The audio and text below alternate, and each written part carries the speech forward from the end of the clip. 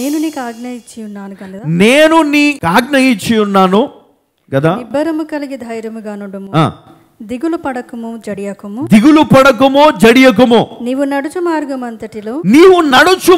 అంతటిలో నీ దేవుడైన యెహోవా నీకు తోడయుండు, నీ దేవుడైన యెహోవా నీకు తోడయుండును. దేవుడు ఇచ్చాడు, ఒక పని ఇచ్చాడు, ఈ పని నువ్వు జరిగించు.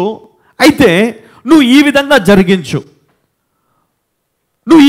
జరిగించు, ధర్మశాస్త్రము చొప్పున నువ్వు నడుచుకోవాలి, నువ్వు అంతటిని కూడా నువ్వు పాటించాలి. అప్పుడు నేను నీకు తోడుగా ఉంటాను. నువ్వు భయపడొద్దు. ఏమన్నాడు? నిబ్బరము కలిగి ధైర్యముగా నుండము, దిగులు పడకము జడియకము, నీవు నడుచు మార్గమంతటిలో నీ దేవుడైన యెహోవా నీకు హల్లెలూయా. నీవు నడుచు మార్గములన్నిటిలో, నువ్వు ఎక్కడికి పోయినా, నువ్వు ఏ పని చేసినా, నువ్వు ఏమి చేస్తున్నా, దేవుడు నీకు తోడై ఉన్నాడు. హల్లెలూయా. నీ కష్టం వచ్చినా, బాధ వచ్చినా, వేదన వచ్చినా, వ్యాధి వచ్చినా, శత్రువు నిన్ను నాశనము చేద్దామనుకున్న దేవుడు చూసుకుంటాడు. దేవుడు నాశనము చేస్తాడు. దేవుడు వారిని లేకుండా చేస్తాడు. హల్లెలూయా. ఎందుకో తెలుసా? వాగ్దానము, ఆ ప్రమాణము నెరవేరాలి. దానికి అడ్డు వస్తే ఎవరినైనా దేవుడు సహించడు. అందుకే అన్నాడు, నువ్వు ధైర్యంగా ఉండు, నిబ్బరము కలిగి ఉండు, నువ్వు కుడికి కానీ ఎడమకి కానీ తిరగకు, నేను నీ తోడున్నాను. హల్లెలూయా. ఈరోజు మనం కలవరపడుతున్నాం కదా, మనం భయపడుతున్నాం కదా, మన జీవితం ఏమైపోతుందో అని మనం ఈరోజు కలవరపడుతూ ఉన్నాం కదా. చూడండి, ఎప్పుడైనా ఒక వ్యక్తి దైవ చిత్త ప్రకారము నడుచుకున్నప్పుడు దేవుని కాపుదల వారికి తోడై ఉంటుంది. హల్లెలూయా. దేవుని చిత్తము నీ పట్ల ఉన్నది కాబట్టి ఈరోజు నీవు రక్షణ కలిగి దేవుని సన్నిధిలో కూర్చొని వాక్యం వింటున్నావు. అది చాలు, ఇది దేవుని చిత్తం అని చెప్పడానికి. మరి ఆ దేవుని చిత్తాన్ని అర్థము చేసుకొని ఆ విధంగా నువ్వు జీవించినప్పుడు మరి దేవుడు ఏం చేస్తాడు? నిన్ను అమ్మా ఇడిచిపెడతాడా? నువ్వు కష్టాల్లో నిన్ను నెట్టేస్తాడా? ఇంకా ఇబ్బందులు పెడతాడా దేవుడు? గుర్తుపెట్టుకోండి, ఎప్పుడైతే దైవ కార్యాన్ని మనము నెగ్లెక్ట్ చేస్తామో, దైవ కార్యాన్ని ఎప్పుడైతే ఆపడానికి చూస్తామో, దైవ కార్యాలను ఎప్పుడైతే మనము ఆటంకపరుస్తామో, దేవుని శాపము వారి మీదకి వస్తుంది. అంటే మనం ఇప్పుడు మరి మోషే గొప్పవాడు కదా అని మనం అనొచ్చు, కానీ దేవుని శాపము ఆయన మీద లేకపోతే ఆయన పాలు తేనెలు ప్రవహించే దేశంలో అడుగుపెట్టేవాడా కాదా? అమ్మా, అడుగుపెట్టేవాడా కాదా? అడుగు పెట్టేవాడు. ఎందుకు? దేవుడు వాగ్దానం చేయలేదా? మోషేకి చెప్పలేదా? చెప్పాడు. మరి ఎందుకు జరగలేదు? ఈరోజు నీకు కూడా దేవుడు వాగ్దానం ఇచ్చాడు. దేవుడు నీ పట్ల కూడా ఎన్నో వాగ్దానాలు ఇచ్చాడు. మరి ఈరోజు నీ జీవితంలో వాగ్దానం నెరవేరటం లేదు అంటే దానికి కారణం ఏంటి? నువ్వు సరిగ్గా ప్రవర్తించలేదనే కదా, నువ్వు సరిగ్గా దేవుని చిత్తాన్ని పాటించలేదనే కదా, నువ్వు సరి అయిన మార్గంలో వెళ్ళలేదనే కదా ఈరోజు నీ జీవితంలో ఆశీర్వాదము, ఆ యొక్క అభిషేకము, ఆ యొక్క నడిపింపును కోల్పోయినావు. ఈరోజు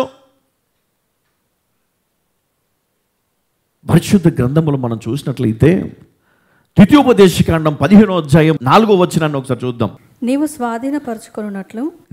స్వాధీనపరుచుకొనున్నట్లు నీ దేవుడైన యెహోవా నీకు స్వాస్థ్యముగా ఇచ్చుచున్న దేశములో యెహోవా నిన్ను నిశ్చయముగా ఆశీర్వదించును. యెహోవా నిన్ను నిశ్చయముగా ఆశీర్వదించును. దేవుడిచ్చిన వాగ్దానం ఏమన్నాడు? నీవు స్వాధీనపరుచుకొనున్నట్లు నీ దేవుడైన యెహోవా నీకు స్వాస్థ్యముగా ఇచ్చుచున్న దేశములో యెహోవా నిన్ను నిశ్చయముగా ఆశీర్వదించును. అంటే దేవుడు నీకు ఇచ్చినటువంటి దేశములో దేవుడు నిన్ను స్వాధీనపరుచుకున్నట్టు, అంటే స్వాస్థ్యముగా ఇచ్చినది నీది. హల్లెలూయా. నీకు స్వాస్థ్యముగా ఇచ్చినటువంటి ఆ యొక్క బహుమానము నీ సొంతము. హల్లెలూయా. దేవుడు నిన్ను అక్కడ ఆశీర్వదిస్తున్నాడు. ఇదిగో నీ సొంత ప్లేస్లో, నీ సొంత స్థలంలో నువ్వు ఆశీర్వదించబడలేవు. అందుకనే ఆయన చెప్పాడు, ఇదిగో పాలు తేనెలు ప్రవహించే దేశాన్ని నేను నడిపిస్తాను అన్నాడు. అందుకనే మనం ఇక్కడ చూస్తూ ఉన్నాం, నీవు స్వాధీనపరుచుకున్నట్లు నీ దేవుడైన యెహోవా నీకు స్వాస్థ్యముగా ఇచ్చుచున్న దేశములో యెహోవా నిన్ను నిశ్చయముగా ఆశీర్వదించు. నేను చెప్తున్నాను, ప్రతి ఒక్కరిని కూడా దేవుడు గొప్పగా ఆశీర్వదించబోతా ఉన్నాడు. హల్లెలూయా. గొప్పగా స్థాపించబోతా ఉన్నాడు. గొప్పగా ఈ స్థలమందు మీ అందరిని కూడా దేవుడు గొప్పగా ఆశీర్వదించే దేవుడు. కాబట్టి మన విశ్వాసమును మనం బలపరచుకోవాలా. మనకున్నటువంటి అపనమ్మిక నుండి మనం బయటికి రావాలా. అప్పుడు దేవుడు నిన్ను ఆశీర్వదించడం మొదలు పెడతాడు, నిన్ను దీవించడం మొదలు పెడతాడు. నీ చింత యావత్తు ఆయన పైన వెయ్యమన్నాడు ఆయన. అందుకనే నువ్వు ఈరోజు నిబ్బరం కలిగి ఉండకు, బాధపడద్దు. చింతపడడం మానేయాలా, నింద వేయడం మానేయాలా, బాధపడడం మానేయాలా. దేవుని వైపు పరిగెత్తాలా. దేవుడు నన్ను ఆశీర్వదిస్తాడు, దేవుడు నన్ను దీవిస్తాడు, దేవుడు నన్ను ఈ పట్టణంలో ఇదిగో గొప్ప జనముగా ఆశీర్వదిస్తాడని విశ్వాసముతో నువ్వు నమ్మితే నిన్ను ఈ దేశములో, ఇదిగో ఈ పట్టణములో దేవుడు నిన్ను ఆశీర్వదిస్తాడు గొప్పగా. హల్లెలూయా. చూడండి, ఎక్కడి నుంచి వచ్చాము, ఎలా వచ్చాము, ఈరోజు ఏ పరిస్థితిలో ఉన్నామో ఒకసారి ఆలోచన చేద్దాం. దేవుని ఉద్దేశం వేరే, దేవుని ఆలోచన వేరే. దేవుడు నీకు ఇచ్చినటువంటి బాధ్యతను నువ్వు నెరవేర్చాలి. యెహోషువకి ఇచ్చినటువంటి బాధ్యత, యెహోషువ ఆయన జీవిత కాలమంతా కూడా భయముతో, భక్తితో, విశ్వాసముతో ఆయన ధర్మశాస్త్రమును, అంటే ఆయన ఇచ్చినటువంటి ఆజ్ఞలను పాటిస్తూ ఆయన జాగ్రత్తగా ఆయన జీవితంలో ముందుకు వెళ్ళడము ద్వారా ఆ నాయకత్వ మరి బలమును ఆయనకు దేవుడు అనుగ్రహించాడు. ఈరోజు మనకిచ్చినటువంటి బాధ్యత, లేదా మన ఉద్యోగంలో మనము ఎదగలేకపోతున్నాం, సంపాదించలేకపోతున్నాం.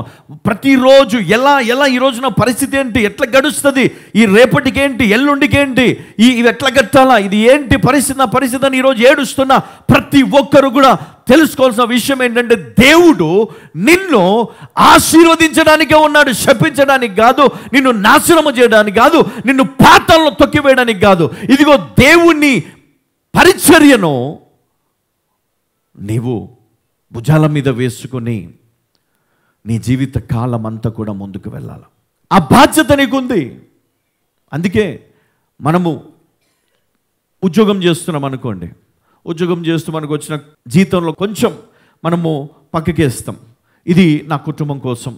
కొంతమంది అయితే వెయ్యరు, కొంతమంది ఏం చేస్తారు, ఇది ఇన్వెస్ట్మెంట్, ఇది ఇన్సూరెన్స్, లేదా ఇది పలాని దానికోసం, ఇది ఈఎంఐ కోసం అని తీసి పెడతారు. కొంతమంది ఇట్లా రాగానే అన్నీ ఒక్కసారి ఖర్చు పెట్టేస్తారు, ఇంకా నెక్స్ట్ ఏమి ఉండదు. కొంతమంది స్కూల్ ఫీజు అని, అదని ఇదని. ఇంకో కొంతమంది ఉంటారు, కొంతమంది దేవుని కోసం మొదట పక్కన పెడతారు, దేవుని కోసం ప్రథమ ఫలముగా కొంత తీసి పక్కన పెడతారు. ఇదేంటి, ఇది బాధ్యత.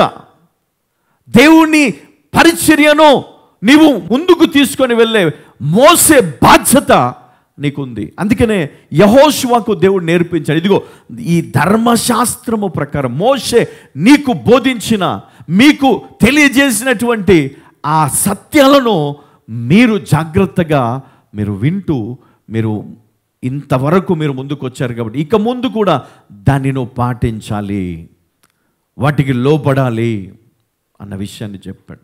ఆ విధంగానే మోషే ముందుకు వెళ్ళాడు. దేవుడు చెప్పినట్లే, నేను నీకు తోడై ఉంటాను, భయపడకు, దిగులు పడకు, నువ్వు ఎంత మాత్రమును కూడా సందేహపడొద్దని దేవుడు చెప్పాడు. కాబట్టి ఆయన ధైర్యంగా ముందుకెళ్ళిపోయాడు. నిజంగా ఎంతోమంది ఆటంకపరిచారు, కానీ వాళ్ళందరూ కూడా తిరిగి దేవుని చిత్తానికి లోబడ్డారు.